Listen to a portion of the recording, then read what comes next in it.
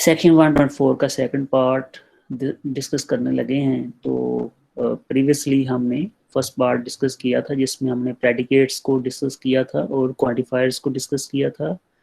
तो क्वांटिफायर्स में हमने देखा था कि वी हैव टू quantifiers.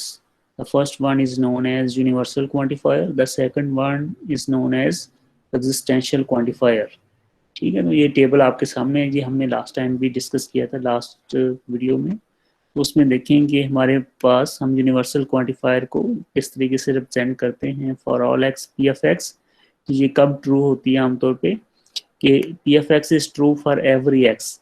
तो अगर बेटा हमारे पास तमाम x जो हैं वो ट्रू हों तो फिर पी एफ एक्स जो है वो ट्रू होगी। ठीक है, और ये फॉल्स कब होगी? There is an x for which P F x is false. ठीक है, कि वहाँ पे कोई कम से कम एक है जिसके ऊपर जो ट्रू नहीं है तो फिर ये वहाँ पे फॉल्स हो जाएगी।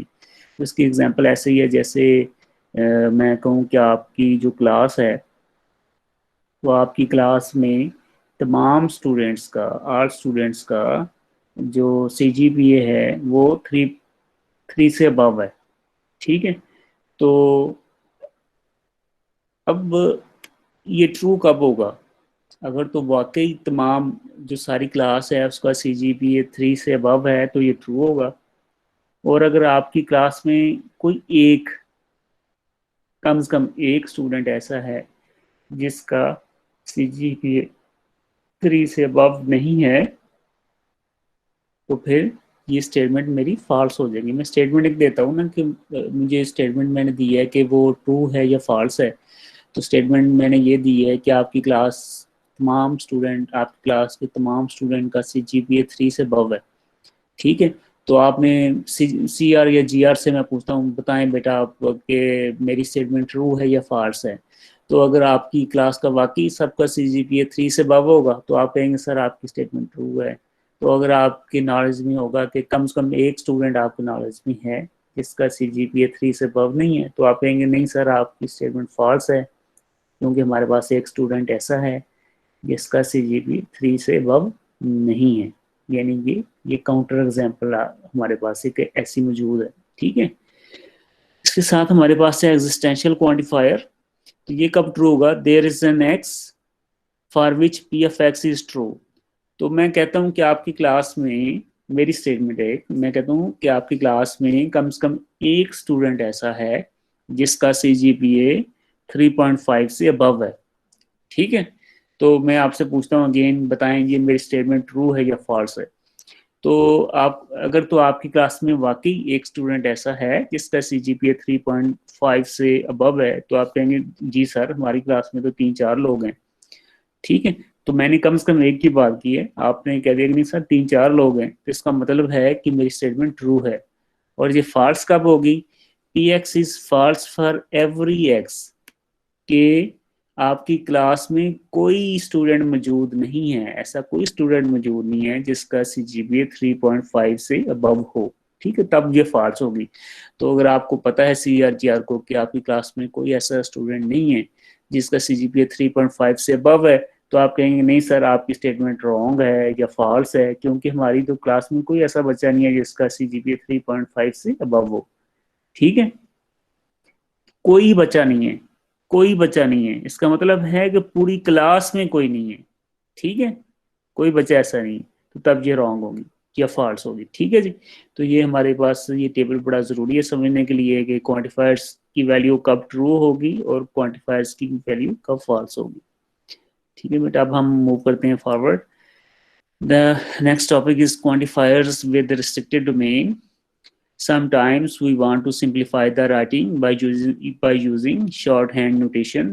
Assuming the domain consists of all integers, guess what does each of the following mean?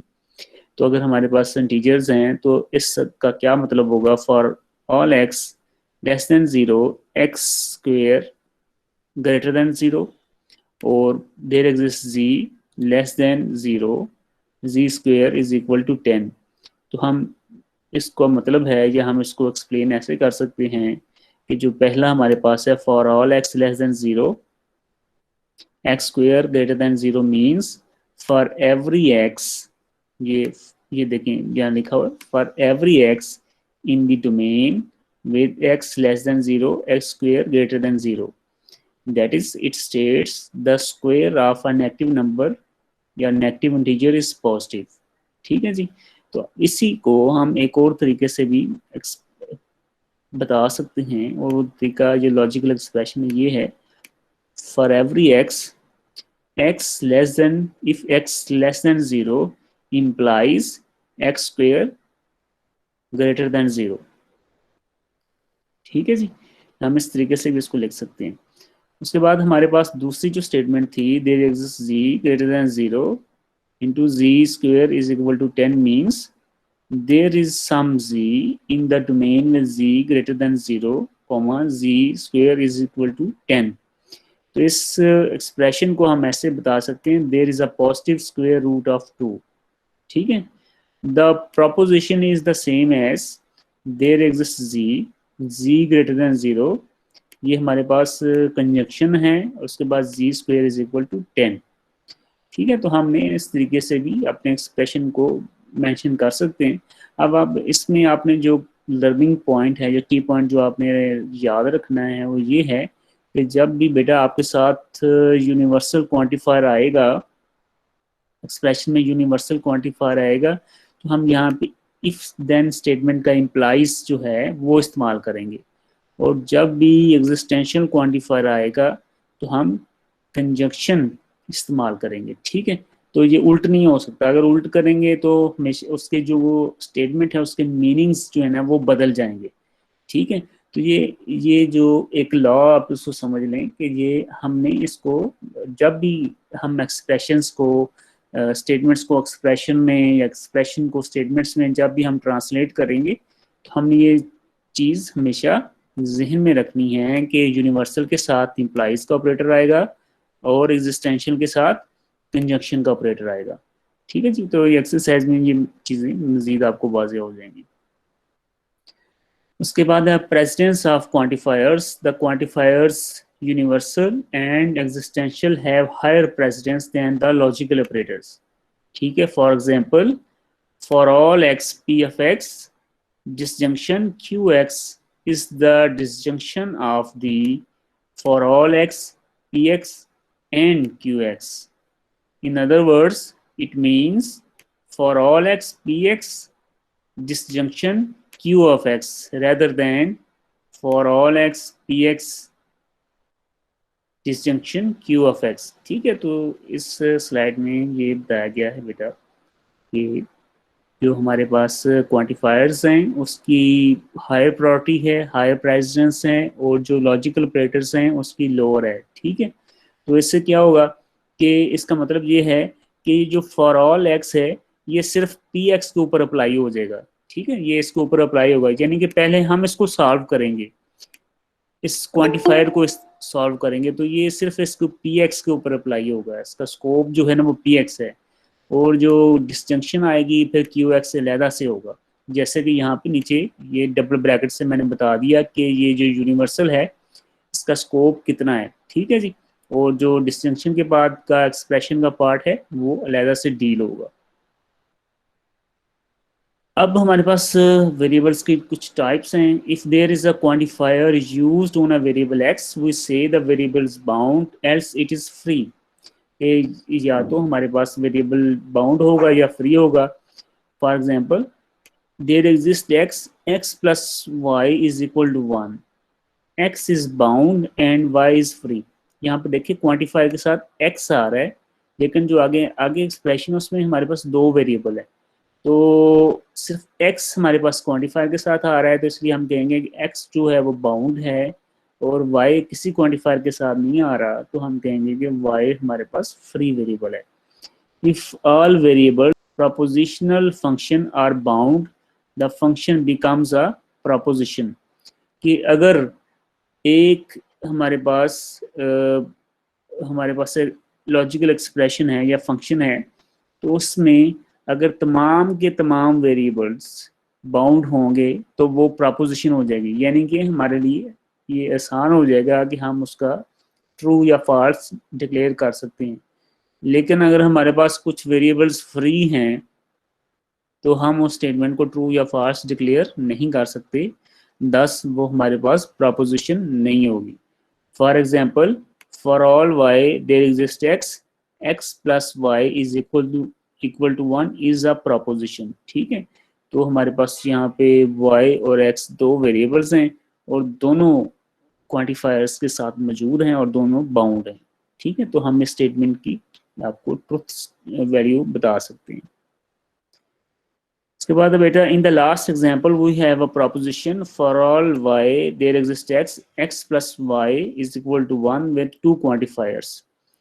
तो पहला क्वांटिफायर था यूनिवर्सल क्वांटिफायर। तो ये यूनिवर्सल क्वांटिफायर बेसिकली इस लॉजिकल एक्सप्रेशन के ऊपर अप्लाई हो रहा है, there exist X into X plus one, X plus Y is equal to one, और एग्जिस्टेंशियल क्वांटिफायर जो अप्लाई हो रहा है वो X plus Y is equal to one के ऊपर हो रहा है।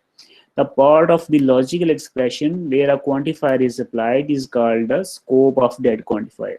तो बेटा ये हमारे पास स्कोप मेंशन कर रहे हैं कि यूनिवर्सल का स्कोप कितना है और एग्जिस्टेंशियल का स्कोप कितना है। यूनिवर्सल का जो स्कोप है ये सारा एग्जिस्टेंशियल से शुरू होता है और आगे X plus Y is equal to one तक जाता है, और जो हमारे पास एग्जिस्टेंशियल क्वांटिफायर है उसका scope x plus Y is equal to one तक जाता है। ठीक है जी, तो अब the order of quantifiers, order in which quantifiers appear is important. For example, suppose that the domain for both x and y are integers. What are the truth values of the following? पहली statement हमारे पास है for all y there exists x, x plus y is equal to 1, और दूसरी statement है there exists x for all y, x plus y is equal to 1। तो बेटा जो पहली स्टेटमेंट है उसको हमारे पास हम कैसे पढ़ सकते हैं, कह सकते हैं for all integers x there is an integer y such that x plus y is equal to 1। ठीक है, तो ये स्टेटमेंट हमारे पास बेटा ट्रू होगी। तो ये ट्रू इस तरह होगी कि हम इसको इस तरीके से भी लिख सकते हैं कि x plus y is equal to 1 को हम ऐसे लिख सकते हैं y is equal to 1 minus x, y is equal to 1 minus x, y जो है वो राइट हैंड साइड पे चला जाएगा। ठीक है, तो इससे क्या होगा कि हमारे पास for every value of x, कि हमारे ये स्टेटमेंट का मतलब है कि y की तमाम वैल्यूज़ के लिए हमारे पास कम से कम एक x की वैल्यू ऐसी मौजूद है जो कि इस इक्वेशन को पूरा करती है, यानी कि x plus y is equal to 1।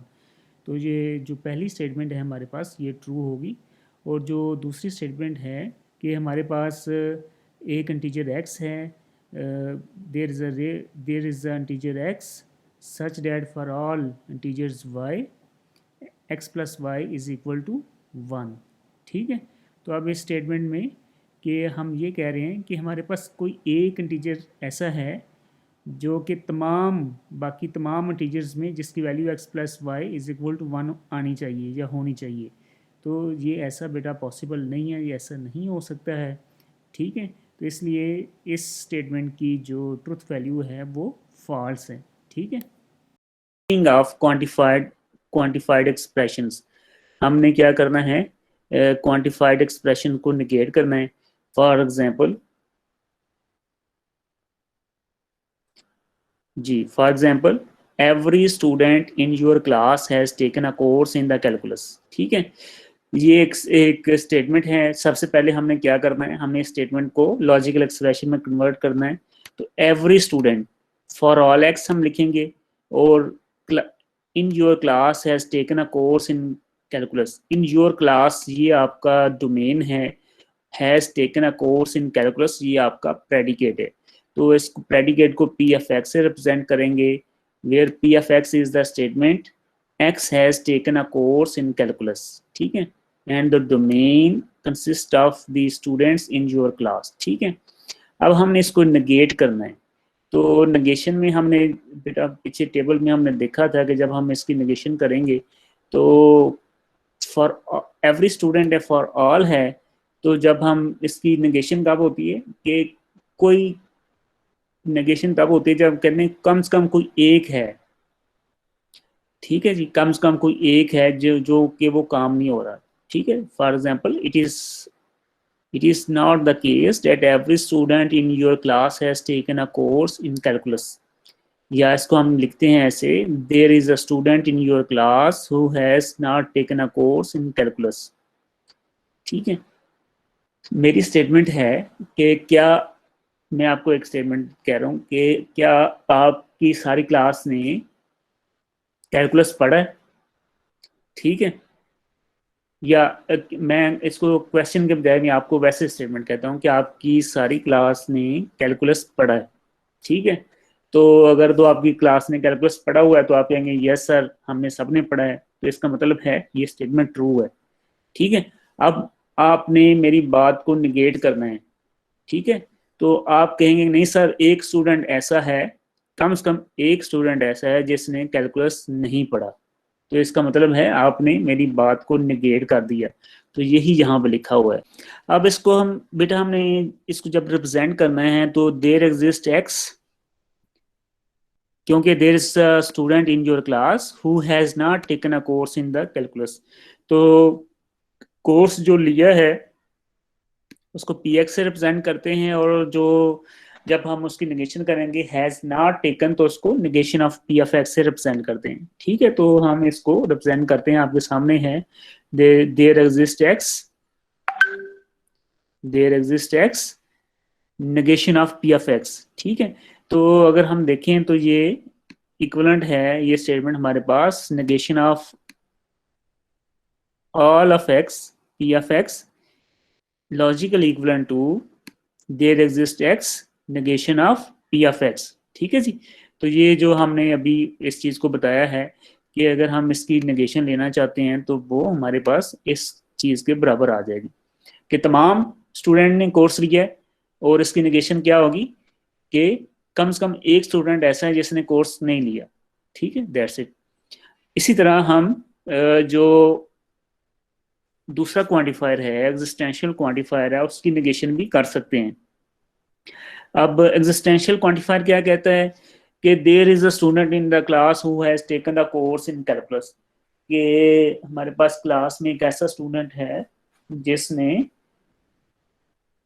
Calculus का कोर्स लिया है, कम से कम एक ऐसा स्टूडेंट है जिसने कैलकुलस का कोर्स लिया है। तो इसकी नेगेशन क्या होगी, इसकी नेगेशन ये होगी कि क्लास में कोई स्टूडेंट नहीं है जिसने ये कोर्स लिया। ठीक है, समझे बेटा इसको, ये हमारे पास क्या है स्टेटमेंट है कि क्लास में कम से कम एक ऐसा स्टूडेंट है जिसने ये कोर्स लिया है, और इसकी नेगेशन ये होगी कि क्लास में तो कोई स्टूडेंट नहीं है जिसने ये कोर्स लिया है। ठीक है, तो इसको रिप्रेजेंट कैसे करेंगे, इसको there exist x Q of x, there is a student in class who has taken a course in calculus, और जब इसकी नेगेशन करेंगे तो इस तरीके से होगी, negation of there exists x qx is logically equivalent to for all x negation of q of x। ठीक है जी, तो अब ये जो बेटा दो स्लाइड्स हमने देखी हैं और ये दोनों हमने इक्वलेंसेस देखी हैं, तो ये बेसिकली डी मॉर्गन्स लॉज हैं।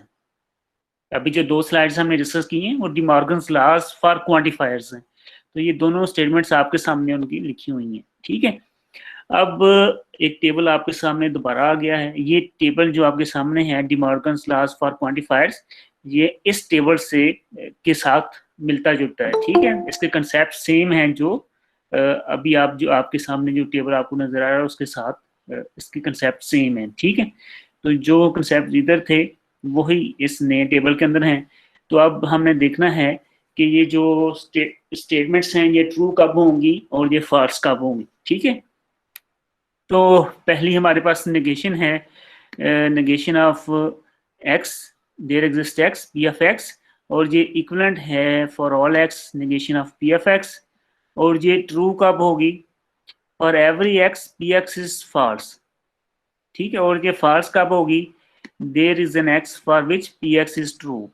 ठीक है जी, अब इसी तरीके से negation of for all x P x जो कि लॉजिकल इक्वलेंट है there exist x negation of P of x, there is an x for which P x is false, तो ये ट्रू होगी। और ये फॉल्स कब होगी? P x is true for every x. ठीक है जी।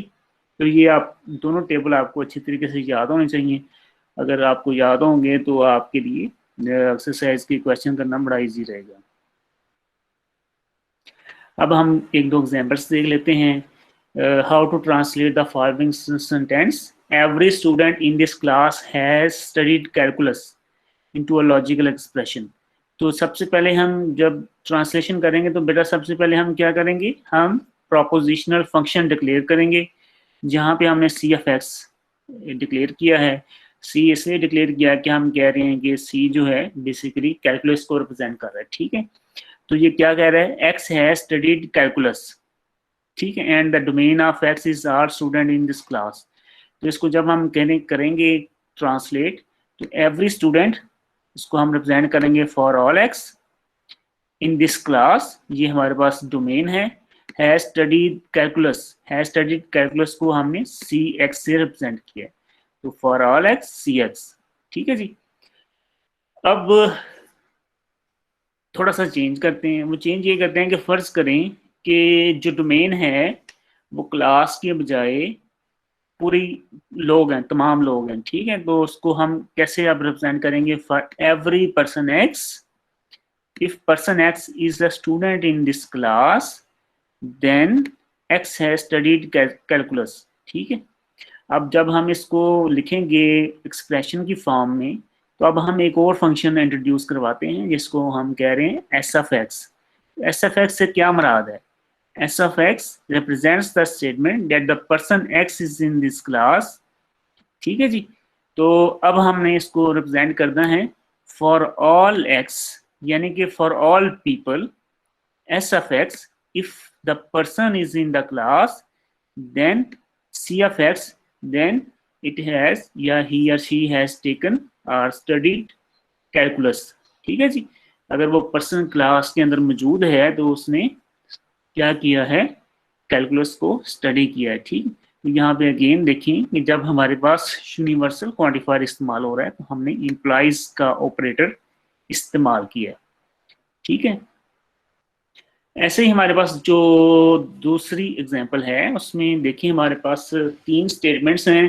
First one is all lions are fierce, some lions does not drink coffee, some fierce creatures do not drink coffee. तो इसको हमने लॉजिकल एक्सप्रेशंस की फॉर्म में इसको ट्रांसलेट करना है।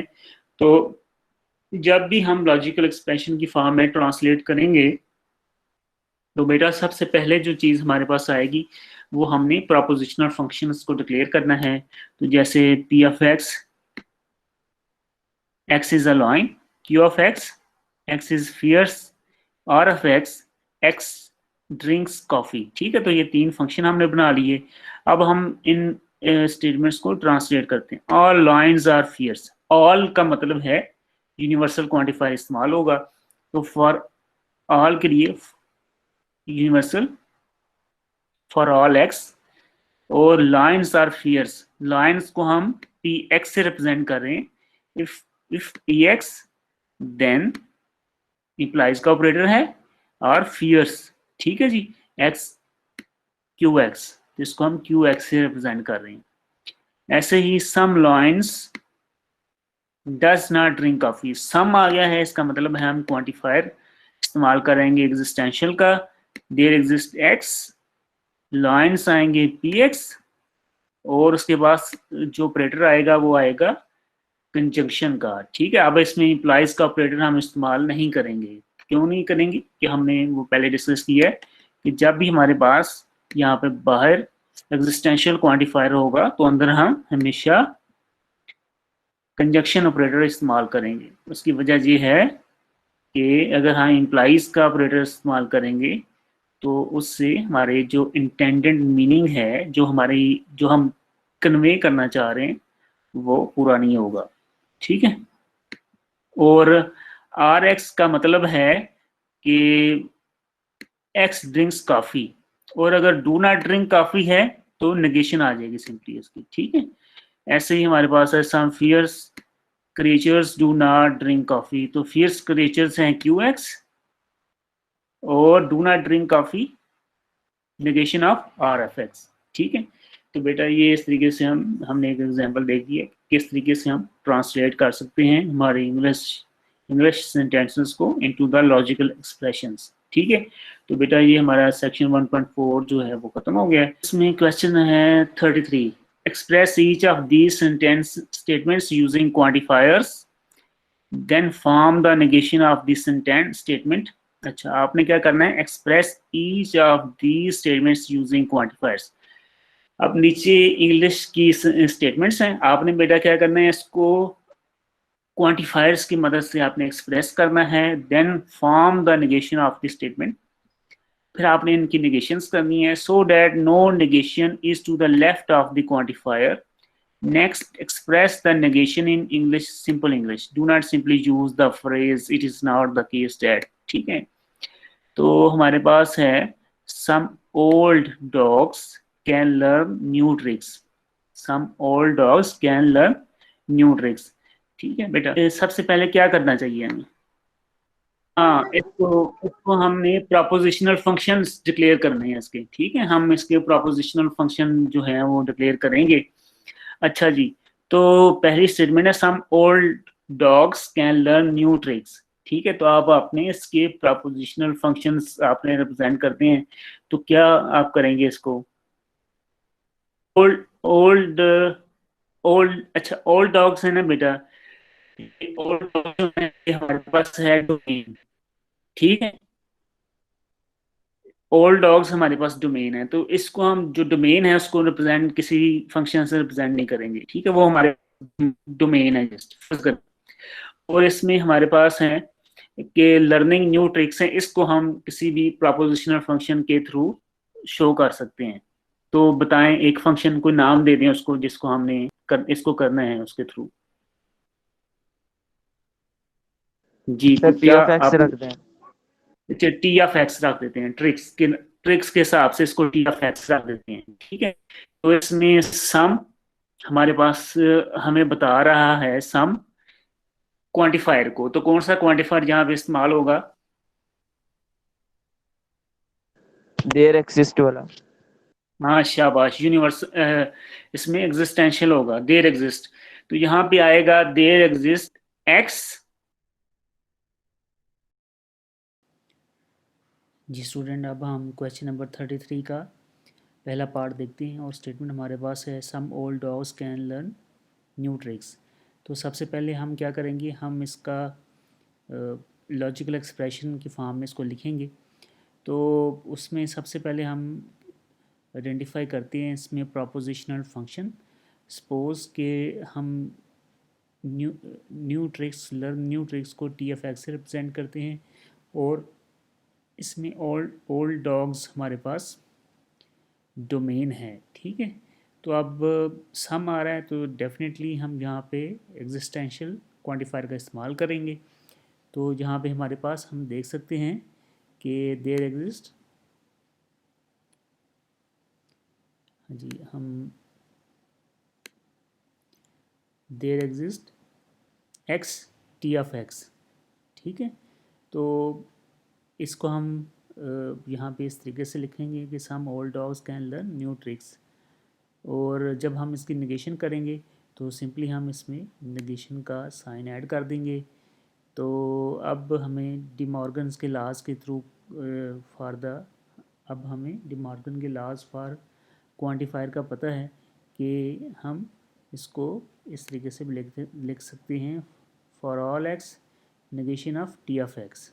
ठीक है, अब इस स्टेटमेंट को हम किस तरीके से, इस लॉजिकल एक्सप्रेशन को किस तरीके से हम इंग्लिश स्टेटमेंट में लिख सकते हैं, सिंपली हम ये कह सकते हैं कि every old dog is unable to learn new tricks, और simply all old dogs can learn new tricks.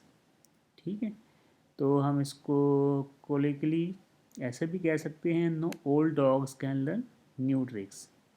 ठीक है, उसके बाद बेटा आगे बढ़ते हैं, और हमारे पास है क्वेश्चन नंबर 35, उसका ए पार्ट है, और उसमें लिखा है जी कि a passenger on an airline qualifies as an elite flyer if the passenger flies more than 25,000 miles in a year, or takes more than 25 flights during that year। ठीक है, तो डेफिनेटली हमें यहाँ पे आप अगर हम देखें तो हमें इफ़ कंडीशनल स्टेटमेंट नज़र आ रही है और वो क्वालिफाई करता है पैसेंजर अगर वो ये दो चीज़ें वो पूरी करता है। वो दो चीज़ें क्या है कि अगर तो वो fly more than 25,000 miles per year, या वो क्या करता है और take 25 flights during that year.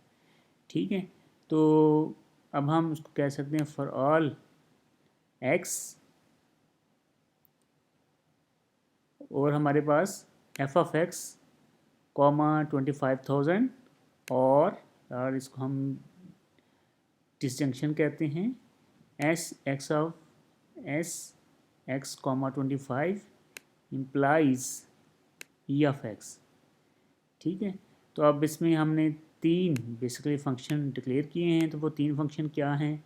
E of x, ये हमारे पास है person x qualifies an elite flyer in a given year, और ऐसे ही हमने एफ़ का फंक्शन डिफाइन किया, F x comma y, person x flies more than y miles in a given year, और एस का फंक्शन है S x comma y, person x takes more than y flights in a given year. ठीक है जी, तो चूँकि ये हमारे पास इन दोनों जो कंडीशंस हैं उनमें डिसजंक्शन हो रही है, और ये उसके बाद फिर हम सिंपली कंडीशनल स्टेटमेंट अप्लाई कर देंगे इसके ऊपर। उसके बाद बेटा 39 का फर्स्ट पार्ट है, translate this specification into English where F P हमारे पास बेटा है printer P is out of service, B P printer P is busy, L J print job J is lost, and Q J print job J is queued. ठीक है, तो ये हमारे पास एक एक्सप्रेशन है, तो इसको हमने इंग्लिश में लिखना है। तो एक्सप्रेशन हमारे पास क्या है जी? There exist x, there exist P into F P distinction B P implies there exist J L of J. ठीक है, तो जब हम इसको इंग्लिश में ट्रांसलेट करेंगे तो यहाँ पे देखें कि एक चीज़ आपको नज़र आ रही है, ये इम्प्लाइज़ का ऑपरेटर, तो इसका मतलब है ये एक कंडीशनल स्टेटमेंट है। तो हमने अपने जब सेंटेंस का स्ट्रक्चर डिज़ाइन करना है तो इफ़ और देन, आप इस तरीके से इफ़ है देन के साथ करेंगे, और इसमें देखेंगे इफ़ का पार्ट क्या है।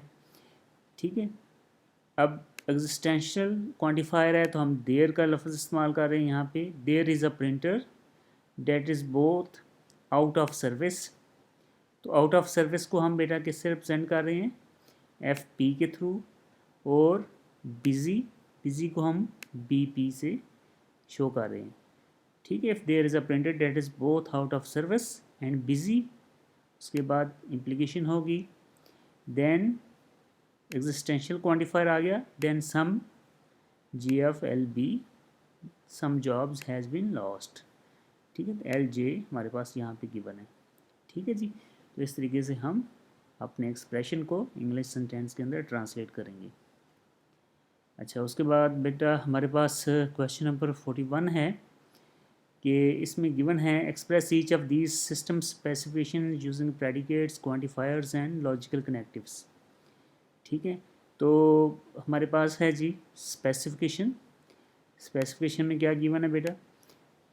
At least one email message among the non-empty set of messages can be saved if there is a disk with more than 10 kilobytes of free space। तो हमने अब हमने इसको ट्रांसलेट करना है लॉजिकल एक्सप्रेशंस की फॉर्म में। तो सबसे बेस्ट काम ये होता है कि सबसे पहले आप क्या करें, अपने प्रोपोजिशनल फंक्शंस को डिफ़ाइन कर लें। तो यहाँ पे हमने पहला प्रोपोजिशनल फंक्शन जो डिफ़ाइन किया है वो एफ एक्स कॉमा वाई, तो ये क्या है basically? Disk x has more than y kilobytes of free space. और उसके बाद हमारे पास दूसरा फंक्शन है एस ऑफ एक्स, जो कि बेसिकली रिप्रेजेंट कर रहा है mail message x can be saved. Mail message x can be saved. ठीक है, तो अब इसको ज़रा देखें कि एट लीस्ट, तो एट लीस्ट जब आ गया तो यहाँ पे हम एग्जिस्टेंशियल क्वांटिफायर इस्तेमाल कर रहे हैं। ठीक है जी, एग्जिस्टेंशियल क्वांटिफायर इसलिए इस्तेमाल कर रहे हैं कि एटलीस्ट आ गया, तो मैं अक्सर ये कहता हूँ कि जब एग्जिस्टेंशियल क्वांटिफायर की बात होती है तो हम कहते हैं कि मिनिमम एक से ज़्यादा भी हो सकते हैं। ठीक है, तो at least one mail message among the non-empty sets of messages can be saved if there is a disk with more than 100 kilobytes of free space। यहाँ पे हम देखें कि एफ एक्स कॉमा 10, तो ये क्या है basically, disk x has more than y kilobytes of free space. तो ये हमारे पास क्या आ जाएगी, ये हमारे पास बेटा एक्स, ये डिस्क आ जाएगी एक्स के नाम की, और उसमें 10 kilobytes of free space है। ठीक है, तो ये हमारे पास कैन बी सेव। ठीक है, if there is a disk more than 10 kilobytes of free space. ठीक है, तो इसको हम एफ ऑफ एक्स कॉमा 10 से रिप्रेजेंट कर देंगे। ठीक है, इम्प्लाइज का ऑपरेटर आ रहा है इसलिए कि यहाँ पे हमारे पास इफ़ की कंडीशन आ रही है। ठीक है, इफ़, और यहाँ पे हमारे पास आ रहा है there exist x S F x. तो एस एफ एक्स क्या है, mail message can be saved. ठीक है जी, तो ये हमारे पास आ रहा है कि among the non-empty set of messages can be saved। ठीक है जी, तो ये हमारे पास आ रहा है कि अगर हमारे पास हम कम से कम एक मैसेज को सेव कर सकते हैं, कम से कम एक मैसेज को सेव कर सकते हैं अगर हमारे पास क्या है 10 kilobytes of free space on disk available है। ठीक है, तो अब इसको मैं दोबारा एक दफ़ा समराइज़ करके बता रहा हूँ कि हम डिस्क के ऊपर एक मैसेज को सेव कर सकते हैं, कम से कम एक मैसेज को, अगर हमारे पास जो इसके ऊपर स्पेस है वो 10 किलोबाइट से ज़्यादा है। ठीक है, इसके बाद बेटा हमारे पास नेक्स्ट क्वेश्चन है 43, और हमने इसमें बताना है कि for all x P x implies Q x and for all x P x implies for all x q x और लॉजिकल इक्विवेलेंट हैं या नहीं है। ठीक है, अगर नहीं है या हैं तो बताएं। तो ये बेटा इसका आंसर ये है कि ये दोनों लॉजिकली इक्विवेलेंट नहीं है। ठीक है, तो a conditional statement is true if the hypothesis is false.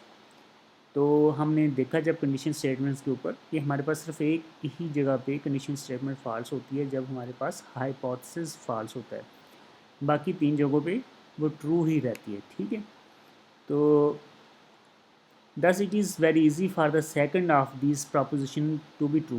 तो ये जो बेटा हमारे पास ये स्टेटमेंट है, लॉजिकल एक्सप्रेशन है, ये बड़ी इजीली ट्रू हो सकता है। वो कैसे, कि हम कुछ ऐसा पी एक्स को रिप्रेजेंट करें कि जो ऑलवेज ट्रू ना हो। ठीक है, तो ऑलवेज ट्रू ना हो, जैसे कि the integer x is a multiple of two. तो इंटीजर एक्स को अगर हमारे पास ऑल एक्स हैं, इंटीजर्स हैं, तो all integers are not multiple of two, उसमें कुछ हैं कुछ नहीं है। ठीक है, तो ये स्टेटमेंट हमारे पास क्या होगी, ये स्टेटमेंट हमारे पास फॉल्स हो जाएगी। जब ये स्टेटमेंट फॉल्स होगी तो ओवरऑल हमारी जो स्टेटमेंट है वो ट्रू हो जाएगी। ठीक है, तो ये कंडीशनल के रूल्स को आप अगर जहन में रखें इसको एग्जीक्यूट करें। On the other hand, it is certainly not always true that if a number is a multiple of 2, then it is also multiple of 4। तो आपको पता है कि अगर कोई नंबर 2 का मल्टीपल नहीं है तो वो 4 का भी हमेशा नहीं होगा, कभी होगा कभी नहीं होगा। ठीक है, तो क्यू एक्स, फर्स्ट करें क्यू एक्स को हम कहते हैं कि ये मल्टीपल ऑफ 4 है। तो जो अब ये स्टेटमेंट है for all x P x q x will be false. ठीक है, ये फॉल्स कैसे होगी, कि ये स्टेटमेंट ये कह